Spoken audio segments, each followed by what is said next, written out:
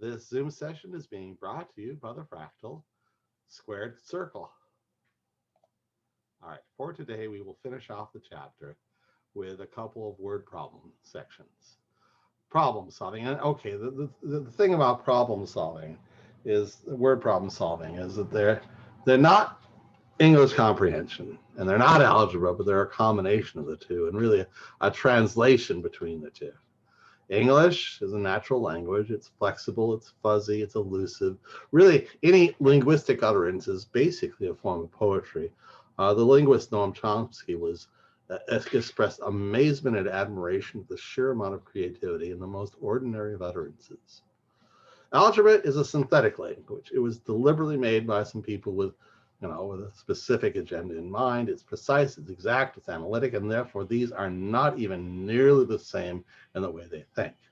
So you have to do a translation. I call the process of doing a word problem crossing the river downstream, because here you have a problem written in words, and you want to get to an answer written in words, but like there's a river between the two. Fortunately, there's a bridge across the river, but you have to go downstream to it. So you take the word problem and you translate it to an algebraic equation. This then you can solve to get an algebraic solution, and then you translate back. Translating back is usually the easiest part. Solving, well, that's what this course is mostly about, and there are a number of methods and algorithms and so on that we're training you to. So that's how it works. But translating from English to our algebra, not easy. It's the hard part. Because if there were an exact algorithm to do this, go from here to here, then this would already be a math problem. So you have to do a judgment call. You have to guess and figure and so on. It's not trivial. And unfortunately, it's not really covered in this book. The first step is the doozy. Now, the art of problem solving is called heuristics. It's an art, not a science. There is a book by a mathematician in Polia called The Art of Problem Solving. And the problem is with the art of problem solving is that I can't give you algorithms. I can't give you specific ways. I can give you advice, but of course that advice will almost certainly sound lame and inexact, and that's just how it has to be. So, but let's see. So, however, the ultimate algorithm, pseudo algorithm, is to ask the next question. Now, you're given a problem, so you start inquiring to it, starting thinking critically. I think the very first thing you want to ask is what you're trying to find. Obviously, if you're going to try and find a solution, you have to know what you're trying to solve for. And that means you have to assign variable names. How can you solve for something where you don't even know what to call it? So you give the things names. And what are you told? Okay, well, those are parameters, variables whose value you've been told, and you have to assign names to those as well. Then how do the parameters known relate to the variables as yet unknown? So, okay, for that, you can draw diagrams, tables, graphs.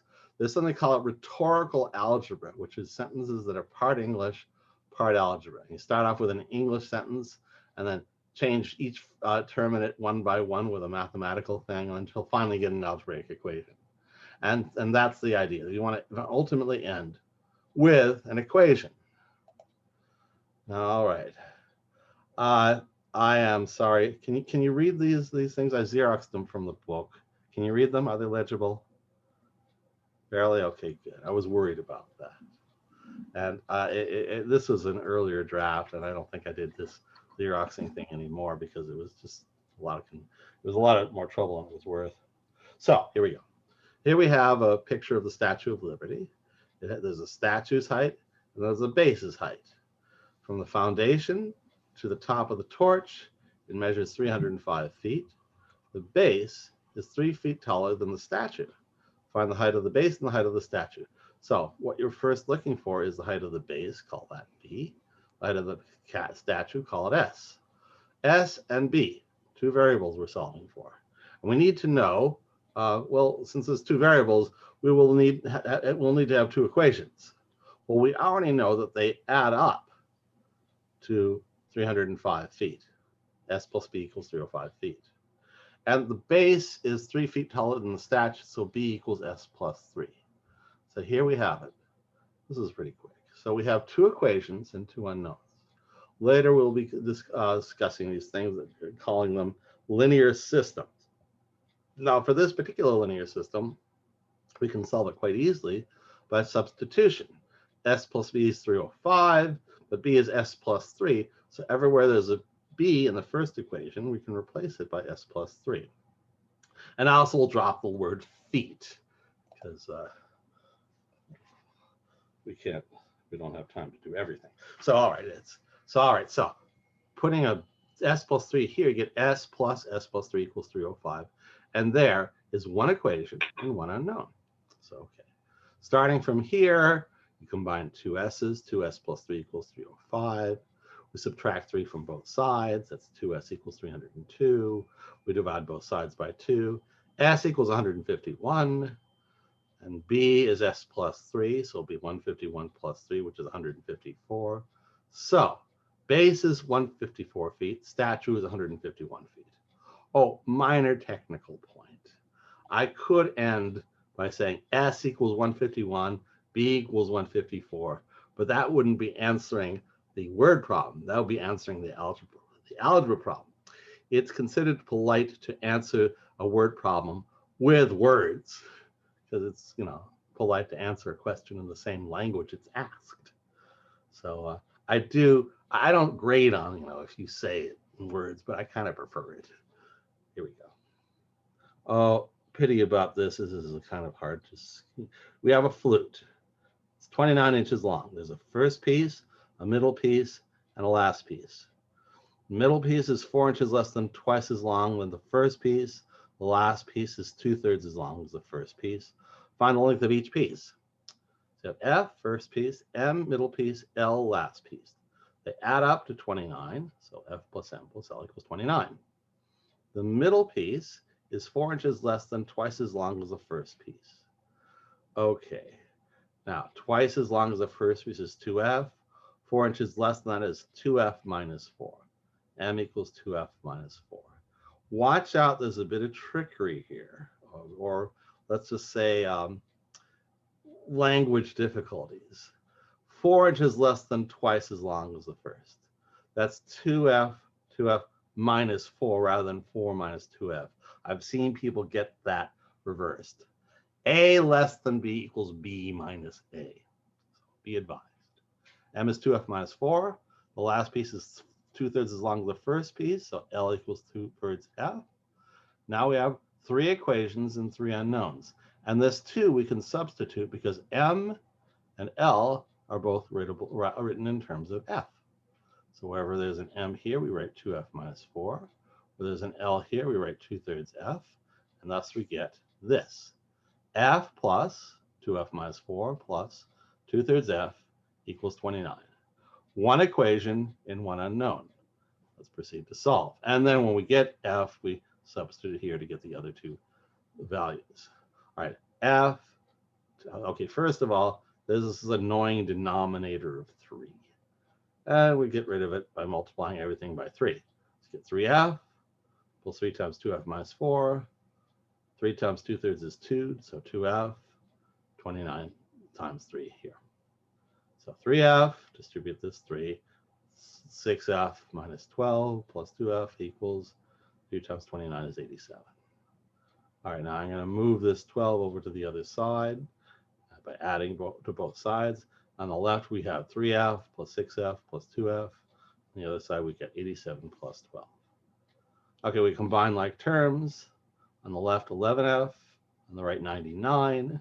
So we solve by dividing both sides by 11. So F is 99 over 11, and that's 9. Okay. Then substituting back here, put 9 in for F here and here. M is twice 9 minus 4. And that's 18 minus 4, and that's 14. L is 2/3 of 9, and that's 6. And again, I prefer that you write it down in English and say that the first piece is 9 inches, the middle piece is 14 inches, and the last piece is 6 inches. Oh, one more thing. Not only, well, it's polite to write it at least with some English, some words. Although here I use an equal sign. But it's really essential that you write it all down on one place and indicate it so I can see it quickly. It doesn't do to say F is 9 on this corner of the page and M is 14 on this corner of the page and L is 6 on this corner of the page all scrunched up. Write it all down in one place, circle it so I can see it in a glance. Here we go. Spring tours. A group of junior high school students will be touring Washington, D.C. Oh my goodness. After recent events. Uh-oh. Anyhow, the chaperones will have $1,810. That cost reduced by 15.5 for each student that they personally supervise. Okay, I guess. So all right. So how many students will chaperone have to supervise so that his or her cost to take the core tour will be $1,500 rather than $1,810. Okay. So how many students and the cost is whatever. So let's call C the cost. That's a parameter. It's 1,500. C is 1,500. S is the number of students supervised. That's what we're looking for. Now, according to this, we have $1,810 cost, but it's reduced by $1,550 for each student. So that's going to be 1,810 minus 15.5 times S. And I'm sorry, this S looks too much like a 5. Watch out. Sometimes it's wise to put little serif marks on S's to make them look different from 5s. All right, so C equals 1810 minus 15.50 S. C is also 1,500. So we combine these and saying that 1810 minus 15.5 S equals 1,500.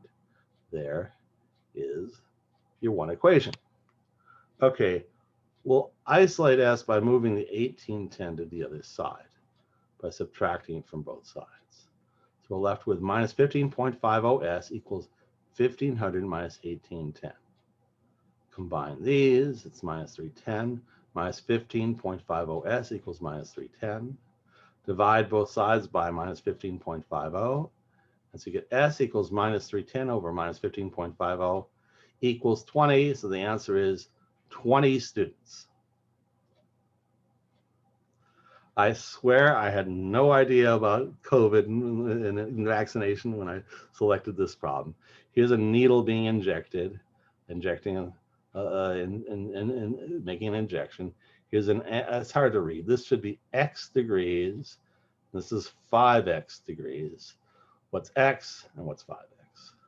All right, this is a half turn, which is 180 degrees. And these add up to 180 degrees. So that's X plus 5X equals 180 degrees, and there's your equation. All right, first combine terms, 6X equals 180. Divide by 6, X is 180 over 6, that's 30.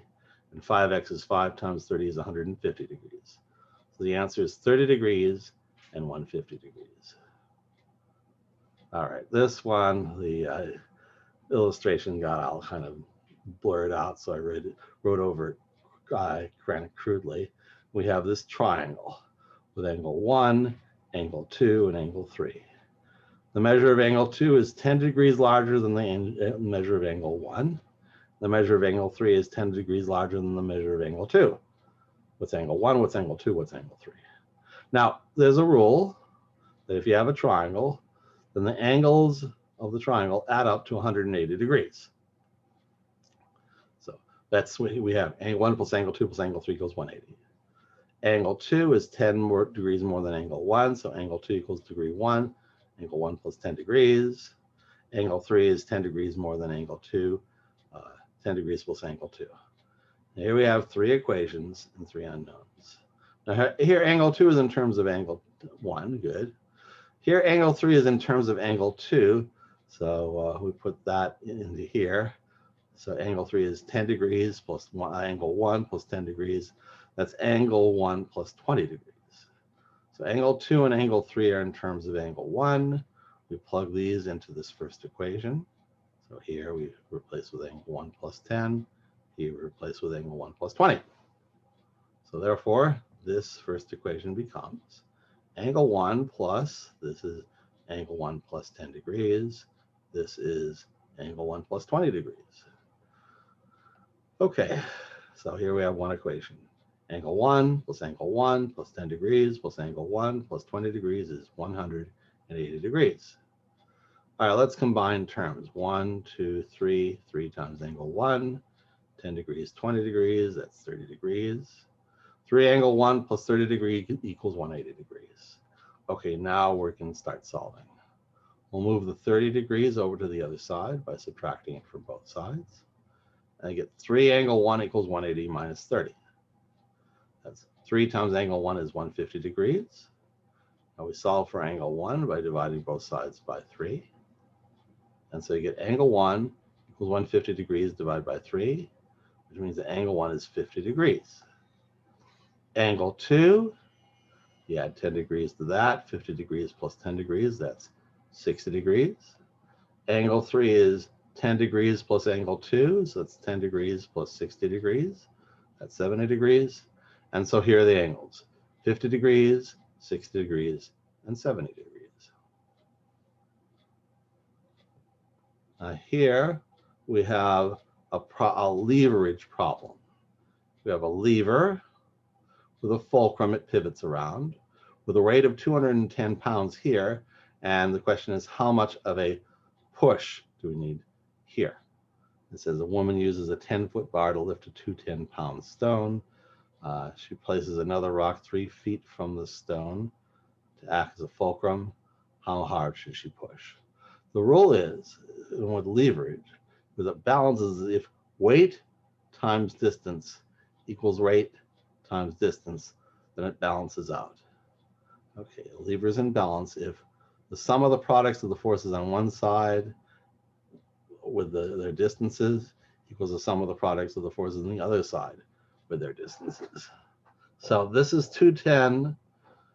So that's called the torque, by the way, force times distance. So on this side, you get 210 pounds at 3 feet, 3 times 210. Let's call this her push P, pounds. And this, okay, they did mention that the bar is 10 feet long and put 3 feet here. So therefore this has to be the difference, 7 feet. So 210 pounds at 3 feet, that's a torque of 3 times 210. P pounds at 7 feet, that's a torque of 7P. So here we have it. 7P equals 3 times 210. All right, so we divide through by 7. P is 3 times 210 over 7. And after a bit of churning, that equals 90. So she must push with 90 pounds of force. Now this one is even more difficult. Unfortunately, it's also more poorly Xeroxed. Forces are applied to a lever as indicated. We have a 90 pounds being put here at X feet. We have 200 pounds being put here at 8 feet. Here's the fulcrum.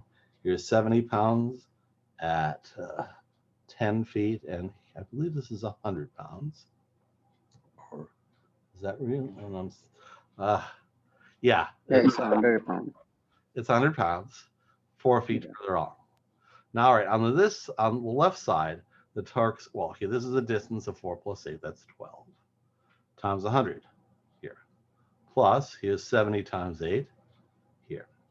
So 4 plus 8 times 100 plus 8 times 70 is the torque on the left side. On the right side, we have 90 pounds at 40 pounds at X feet, torque of 40X, plus 200 pounds at 8 feet, that's 8 times 200. So here we are. 4 plus 8 times 100 plus 8 times 70 equals 40X plus 8 times 200. All right, fine. So we do some churning. 1200 for this plus 560 here equals 40X plus 1600. All right, here's our equation. 1200 plus 560 equals 40X plus 1600. All right, to isolate X, let's move the 1600 to the left by subtracting it from both sides. So 1200 plus 560 minus 1600 equals 40X. Okay, this all adds up to 160. So 160 equals 40X. Transpose this 40 by dividing both sides by 40. And 160 over 40 is 4. 40x over 40 is x. 4 equals x. So it's a distance of 4 feet. Now, we move on to 1/8. More of the same. Here we go. In 2010, and oh my goodness, that seems so long ago. Well, it was 11 years. The United States accounted for 20.2% of the world's energy consumption using 103.3 quadrillion British thermal units, BTU. What was the world's energy consumption? Round to the nearest quadrillion. All right, so we'll call that E. World's energy consumption equals E. America's consumption equals 20.2% of E. And by the way, this here is an example of what I call rhetorical algebra. It has words and words, but there's a little bit of algebra in it already. And America's consumption was 103.3 quadrillion BTU. So put this together, it's 103.3 quadrillion BTU equals 20.2% means multiply by 0.202 times E. So 103.3 quadrillion BTU equals 0.202 E. Divide both sides by 0.202 and get 103.3 quadrillion BTU over 0.202 equals E. Do the arithmetic and get E equals approximately to the nearest quadrillion BTU, which seems a rather long way to round off, but 511 quadrillion BTU. Oh, here's a cute one. Here's an Sorry, Professor, Yes, sir. what do you call that again when there's already some algebra in the question? I suppose that's also rhetorical algebra. Oh, that's okay. Sorry, I missed that. So, I mean, here it's all words. Here it's sort of half words and half algebra. It never lost all the words, so I guess this is rhetorical algebra all to the end. Okay. Okay, we'll be seeing more rhetorical algebra here as well. A one-day sale. It's regularly $726, but it's now only $580.80. What is the percent markdown? Now they want percent markdown. Now the markdown is just 726 minus 580.8, 145.20. Now, the markdown is the percent times the original price. This percent is what we're looking for. Now we're given the markdown 145.20. The original price is 726. Now from here to find the percent, we divide by original price. So markdown over original price equals percent. Here I'm doing algebra with rhetorical algebra. But that's all right. We know the markdown, 145.20. We know the original price, 726. So the percentage is 145.20 over 726 equals, 0.20, or in other words, 20%. So it's a 20% markdown. 20% of the price was knocked off. Here we have a vendor selling tool chests at a flea market for $65. She makes a profit of 30% on each unit sold. What does she pay the manufacturer for each tool chest? So retail equals wholesale plus markup. And the wholesale is what we're looking for. Call that P for price. Retail was $65. Wholesale price is P. Markup, well, that's 30% more of P. So it's P plus 0.30 P. This is the equation. $65 is P plus 30% of P. Now, all right, this is 1P. 65 equals 1P plus 0.3 P. Combining terms, it's 65 equals 1.30 P. Now we solve for P by dividing by 1.30. So you get 65 over 1.30 equals P. Churn, 50. The wholesale price was $50. Now this next one, it's a time rate problem. A cyclist leaves a training base and rides at a rate of 18 miles per hour. This is a graph with T going this way and distance going this way. All right, and after 1 hour, the support staff leaves the base in a car which my bad drawing skills makes it look like a skate, going 45 miles per hour in the same direction.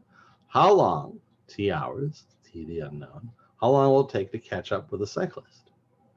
Now, if it catches up, then the bike distance equals the car distance. The car was going 45 miles per hour for t hours, so it went 45 t miles.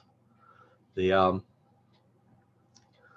bike is going 18 miles per hour for t plus 1 hours. They'd been biking for an hour before these t hours started.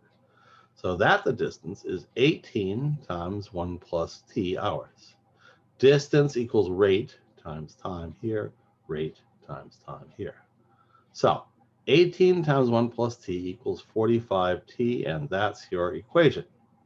Okay, at this point, we're crossing that river, doing the algebra. So distribute 18 over these terms. 18 plus 18t equals 45t. We transpose 18t to the right side by subtracting 18t from both sides. We get 18 equals 45t minus 18t. Therefore, 18 equals 27t. That's what you get when you subtract. 18 equals 27t. To solve for t, we divide both sides by 27. So you get 18 over 27 equals t. That's 2/3 of an hour. So the car was going 2/3 of an hour. Now this is what's called a mixture problem. We have, what do they have here? We have some fertilizer that goes at 157 per cubic foot. Too expensive for people to buy. So she decides to dilute it. That reminds me of a Rod Serling video I saw a couple days ago, in which he mentions a bartender who, quote, waters his booze like geraniums. So here she is diluting it with cheapo sawdust. Oh my God. All right. And she can buy the sawdust for $1.10 per cubic foot. How many cubic feet must be mixed to have 6,000 cubic feet of planting mix that could be sold for $1.08 per cubic foot? Here's what we have. We have some fertilizer, I see piled up in a mound here, plus a mound of sawdust. And you put them together, you get a mound of this cut rate fertilizer. Okay, this is, we start off with, oh my goodness, this is an inaccurate problem. This solution is inaccurate. You're not supposed to start with 6,000 cubic feet. We're supposed to end with 6,000 cubic feet. So this whole analysis is incorrect. Let me start all over. We have some cubic feet of the fertilizer at $1.57 per cubic foot. Is that right? Yes. And we have Y cubic feet of sawdust at 10 cents per cubic foot. We combine them together, and we get 6,000 cubic feet of the mixture at $108 per cubic foot. This is the correct analysis. This was an incorrect one, which got a different result than it should be. Now here's the thing. We have two variables, X cubic feet of fertilizer, Y cubic feet of sawdust. So we'll need two equations to solve for it. Well, there's one equation talking about volumes. Here's X cubic feet, here's Y cubic feet, here's 6,000 cubic feet. So X plus Y equals 6,000. Now, the price of this is X cubic feet at $1.57 per cubic foot. So this costs a total of 1.57x. This is Y cubic feet at 10 cents per $0.10 per cubic foot. So this costs a total of 0.10y. And the price of this is the same as the price of that. That's the idea. And this is 6,000 cubic feet at $1.08 per cubic foot. So this is worth 1.08 plus 6,000. So the worth of this, 1.57x, plus the price of this, 0.10y, equals the price of this, 0.08 times 6,000. All right, now if x plus y is 6,000, y is 6,000 minus x. Okay, great. This is 1.57x plus 0.10y equals, and this multiplies out to 6,480. That's an 80, not an 86. All right, now we have two equations and two unknowns, which again we'll be getting to later, and this is called a 2-by-2 system. And fortunately, we can do a substitution. Since y is 6,000 minus x, here where we see a y, we can replace by 6,000 minus x. When you do the substitution, you get 1.57x plus 0.10 times 6,000 minus x equals 6,480. And here's the equation. All right, at this point, we cross the river by first distributing 0.10 over these two terms, and you get 1.57x plus 0.1 of 6,000 is 600 minus 0.10x equals 6,480. All right, let's move this 600 to the right side by subtracting it from both sides. Get 1.57x minus 0.10x equals 6,480 minus 600. Okay, combined terms here, combined terms here. 1.47x equals 5880. Therefore, divide by 1.47. X is 5880. Divide by 1.7 is 4,000 cubic feet. Y is 6,000 minus x, so 6,000 minus 4,000 is 2,000 cubic feet. So 4,000 cubic feet of the good stuff, 2,000 cubic feet of sawdust. I think we're done for that. Okay. Stop sharing. Oh, right. Any questions? All right. Just let me then, oops, stop recording.